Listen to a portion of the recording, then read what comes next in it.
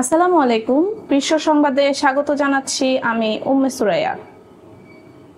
কাতারে হামাস নেতাদের উপর সাম্প্রতিক ইসরায়েলি হামলাকে ঘিরে মার্কিন প্রেসিডেন্ট ডোনাল্ড ট্রাম্প ও ইসরায়েলি প্রধানমন্ত্রী বেনিয়ামিন নেতানিয়াহুর মধ্যে উত্তপ্ত বাক্য বিনিময় হয়েছে।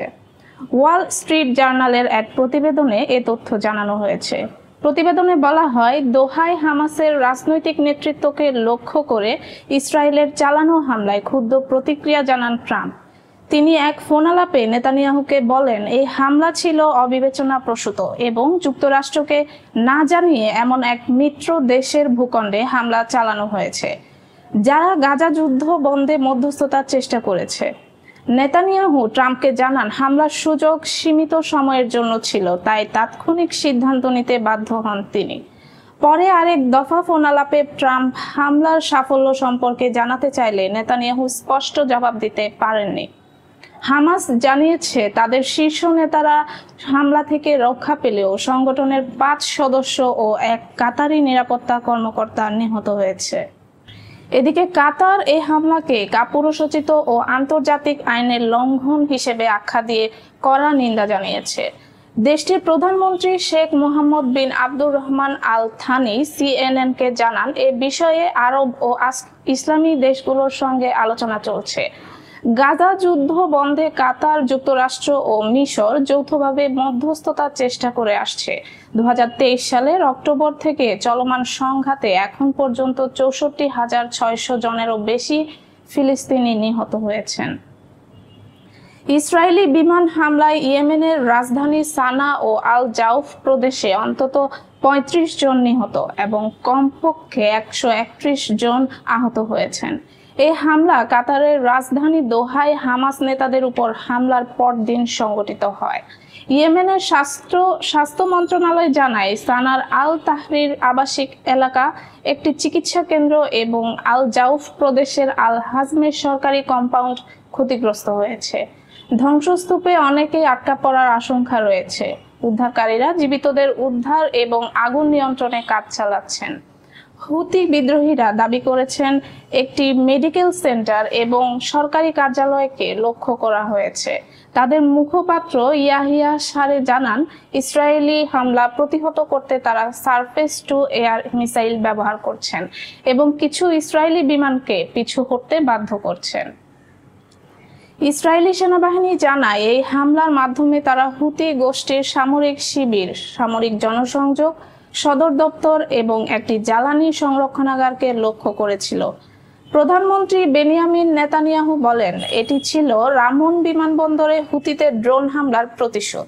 তিনি হুঁশিয়ারি দিয়ে জানান, যারা তাদের আক্রমণ করবে তাদের খুঁজে বের করে জবাব দেওয়া হবে। নেপালে সাম্প্রতিক সহিংস বিক্ষোভের কারণে প্রধানমন্ত্রীকে পি শর্মা ওলি সরকারের পতন ঘটেছে। এই বিক্ষোভের নেতৃত্ব দিয়েছেন জেনারেশন জি নামে পরিচিত তরুণ প্রজন্ম, যারা রাজনৈতিক ও সামাজিক সংস্কারের ব্যাপক দাবি নিয়ে মাঠে নেমেছেন। তাদের প্রধান দাবি হলো সংবিধান নতুন করে পুনর্লিখন, সরাসরি নির্বাচিত নির্বাহী নেতৃত্বের প্রবর্তন এবং গত 3 দশকের লুটপাটের তদন্ত করা। এছাড়া তারা বেকারত্ব মোকাবেলা, অভিবাসন কমানো এবং সামাজিক বৈষম্য দূরীকরণের জন্য বিশেষ কর্মসূচি গ্রহণের দাবিও করেছে।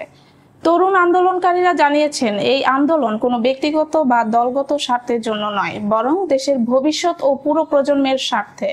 তারা শান্তি প্রতিষ্ঠার প্রয়োজনীয়তা স্বীকার করে, তবে তার জন্য নতুন রাজনৈতিক ব্যবস্থার অবলম্বন অপরিহার্য বলে মনে করে। তারা দাবি করেছেন, বর্তমান প্রতিনিধি পরিষদকে ভেঙে দেওয়া হোক, কারণ এটি জনগণের আস্থা হারিয়েছে। পাশাপাশি জনগণ, বিশেষজ্ঞ এবং তরুণদের অংশগ্রহণে সংবিধান সংশোধন বা পুনর্লিখনের প্রক্রিয়া শুরু করতে হবে। অন্তর্বর্তীকাল শেষে স্বাধীন ও সুষ্ঠু নির্বাচন করতে হবে, যা সরাসরি জনগণের অংশগ্রহণে হবে। এছাড়া সরাসরি নির্বাচিত নির্বাহী নেতৃত্ব প্রতিষ্ঠার প্রয়োজনীয়তাও তারা উল্লেখ করেছে। তাদের দাবি, বিগত 3 দশকের অবৈধ সম্পদের ব্যাপক তদন্ত চালিয়ে তা রাষ্ট্রীয়করণ করতে হবে। শিক্ষা, স্বাস্থ্য, বিচার, নিরাপত্তা ও যোগাযোগ খাতেও কাঠামোগত সংস্কারের দাবি রয়েছে তাদের। বিক্ষোভ চলাকালীন সেনাবাহিনী আইন শৃঙ্খলা রক্ষা ও অস্থিরতা নিয়ন্ত্রণের চেষ্টা করছে, তবে প্রধানমন্ত্রীর পদত্যাগের পরেও পরিস্থিতি শান্ত হয়নি। বিক্ষোভকারীরা পার্লামেন্ট ভবনে প্রবেশ করে আগুন ধরিয়ে দেয় এবং সেনাবাহিনী রাতেই কঠোর নিরাপত্তা ব্যবস্থা নিয়েছে। সেনাবাহিনী এক বিবৃতিতে জানায়, কিছু গোষ্ঠী এই পরিস্থিতির সুযোগ নিয়ে সাধারণ মানুষের ক্ষতি ও সরকারি সম্পত্তি ক্ষতিগ্রস্ত করছে। এই বিক্ষোভে অন্তত 22 জন নিহত হয়েছেন। নেপালের সদ্য সাবেক প্রধানমন্ত্রী কেপি শর্মা ওলি ভারত বিরোধিতার কারণে নিজেদের প্রধানমন্ত্রিত্ব হারিয়েছেন বলে অভিযোগ করেছেন। গত 9 সেপ্টেম্বর জেনজির বিক্ষোভের চাপের মুখে তিনি পদত্যাগে বাধ্য হন। তবে গুঞ্জন রয়েছে তিনি নেপালেই রয়েছেন এবং সেনাবাহিনীর ব্যারাকে অবস্থান করছেন। তিনি নিজ দলের মহাসচিবের কাছে পাঠানো একটি চিঠিতে বলেন, যদি তিনি লিপুলেখ অঞ্চল নিয়ে বিরোধ না করতেন এবং অযোধ্যা ও দেবতা রাম সম্পর্কে বক্তব্য না দিতেন তাহলে হয়তো তিনি ক্ষমতায় থাকতেন। লিপুলেখ গিরিপথ এবং কালাপানি অঞ্চল নিয়ে ভারতের সঙ্গে নেপালের বিরোধ দীর্ঘদিনের। 1816 সালে সুগৌলি চুক্তি অনুসারে সীমান্ত নির্ধারণের ক্ষেত্রে কালী নদীর উৎপত্তি স্থল কেন্দ্রীয় ভূমিকা রাখে। নেপাল দাবি করে কালী নদীর উৎপত্তি লিম্পিয়াধুরা থেকে, যেখানে কালাপানি ও লিপুলেখ উভয়ই নেপালের ভূখণ্ড। কিন্তু ভারত দাবি করে নদীটি কালাপানি গ্রামে শুরু হয়েছে এবং এই অঞ্চল তাদের উত্তরাখণ্ডের অংশ। ওলি সরকার এই এলাকাগুলো নেপালের অবিচ্ছেদ্য অংশ হিসেবে ঘোষণা করে এবং ভারতকে সেখানে রাস্তা নির্মাণ ও বাণিজ্য বন্ধ করার অনুরোধ জানায়। ওলি 2020 সালে দাবি করেছিলেন দেবতা রাম ভারতে নয়, নেপালে জন্মগ্রহণ করেছিলেন এবং ভারত একটি ভুয়া অযোধ্যার সৃষ্টি করেছে। তিনি বলেছিলেন, রাম সীতাকে বিয়ে করেছিলেন, তারা নেপালের জনকপুরে বাস করতেন এবং প্রাচীনকালে দূরের স্থানে বিয়ের প্রচলন ছিল না। এই বক্তব্যের কারণে ভারতে তার ব্যাপক সমালোচনা হয়। ওলি মনে করেন, এই স্পর্শকাতর ও বিতর্কিত বিষয়গুলোতে ভারতের বিরোধিতার কারণে তিনি প্রধানমন্ত্রিত্ব হারিয়েছেন। নেপালে চলমান রাজনৈতিক অস্থিরতা এবং সহিংস আন্দোলনের প্রেক্ষাপটে সতর্ক হয়েছে প্রতিবেশী ভারত।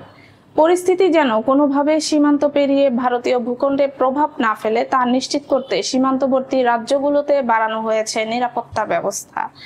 ভারতেও নেপালের মতো পরিস্থিতির শঙ্কা প্রকাশ করেছেন অনেকে। তাদের মতে মোদি এখন টেনশনে, এরকম আন্দোলন হলে তাকেও গদি ছাড়তে হতে পারে। ইতোমধ্যে এক সিনিয়র নেতা হুঁশিয়ারি উচ্চারণ করেছেন, নেপালের সঙ্গে যুক্ত পশ্চিমবঙ্গ, উত্তরপ্রদেশ, বিহার ও উত্তরাখণ্ডের সীমান্ত এলাকায় পুলিশ ও আধা সামরিক বাহিনীকে সতর্ক অবস্থানে রাখা হয়েছে। সীমান্ত নজরদারি জোরদার করা হয়েছে, বাড়ানো হয়েছে বর্ডার প্যাট্রোলিং। বিশেষ করে জনবহুল বা সংবেদনশীল অঞ্চলগুলোতে চালানো হচ্ছে অতিরিক্ত তল্লাশি অভিযান। এদিকে নেপালে চলমান অস্থিরতা এবং প্রধানমন্ত্রীর পতনের ঘটনার প্রেক্ষিতে সতর্কবার্তা উচ্চারণ করেছেন শিবসেনার প্রবীণ নেতা ও সংসদ সদস্য সঞ্জয় রাউত। তিনি মন্তব্য করেছেন, ভারতের রাজনীতিবিদরা যদি এখনোই নিজেদের দুর্নীতি, স্বজনপ্রীতি ও স্বৈরতান্ত্রিক মনোভাব থেকে সরে না আসেন তাহলে নেপালের মতো গণ অভ্যুত্থান ভারতেও ঘটতে পারে।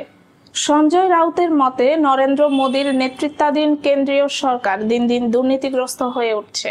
তিনি বলেন, নেপালে যে স্বৈরশাসন, দুর্নীতি ও স্বজনপ্রীতির বিরুদ্ধে আগুন জ্বলছে সেটি ভারতে ছড়িয়ে পড়তে সময় লাগবে না। তবে রাউতের মতে, ভারত এখনো বড় ধরনের বিপর্যয়ের মুখে পড়েনি, কেবলমাত্র মহাত্মা গান্ধীর অহিংস আদর্শের কারণে। তার ভাষায়, ভারত টিকে আছে কারণ এই দেশে গান্ধীজির মতো মানুষ জন্মেছিলেন। তিনি মোদী সরকারের অর্থনীতি ও সামাজিক নীতিরও তীব্র সমালোচনা করেন। রাউতের মতে, প্রধানমন্ত্রী যখন বলেন 80 কোটি মানুষকে বিনামূল্যে রেশন দেওয়া হচ্ছে, তখন সেটা দেশের দারিদ্র্যের প্রমাণ।